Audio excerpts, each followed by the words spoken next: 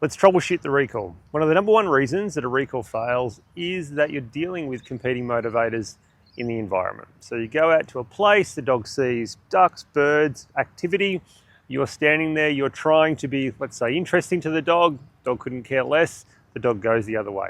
So many years ago when I was first trained myself to teach a recall, I was trained in this very formal and structured and very boring way to draw the dog in. Start the dog in a sit or drop in front of you, and then basically lure them or call them into a sit finish in front. Ray?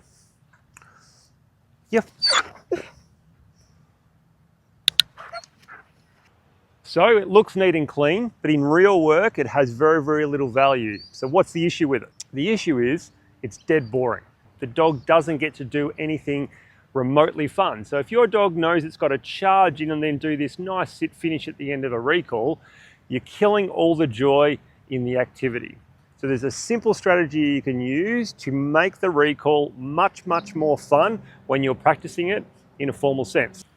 Rather than calling the dog into a sit finish, let the dog punch through your legs. So as the dog comes in, last second, you want to mark that when they're about a meter out, do a little jumping jack, throw the ball through your legs. Yep.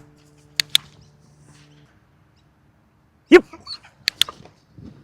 Just to give you one more angle on it. Yep. So in the words of Mike Ellis, movement is motivating. If we can create a strong, rewarding moment, not just give the dog a reward, a strong, rewarding moment that involves a little bit of a chase or prey response, we're going to supercharge and increase the dopamine response that the dog gets in that moment. The dog will have a moment that it remembers. So the next time when you're in a position where you're competing with external motivators, the dog is, if they have to weigh something up, they're going to remember that moment. So the next question that often comes up from this is, are we not creating a dog that runs through us and runs away from us? Isn't that going to create all sorts of significant issues?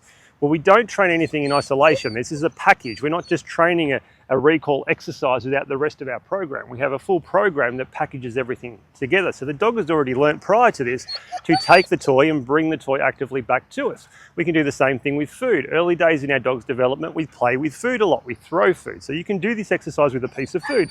Throw the food through your legs and then call the dog back to you. The dog has an understanding that that you are the one creating the fun. And that's the benefit of this. Because you're not just being static and boring in terms of your reward system, because you're making it dynamic, the dog actually has a reason to come back to you. You're going to create a bit of a gravitational pull with your dog because you are so much more fun. So let's just have a look at it now with Ray. I'm going to send her through my legs with one ball, and then you can see her actively coming back to me, looking for the next opportunity.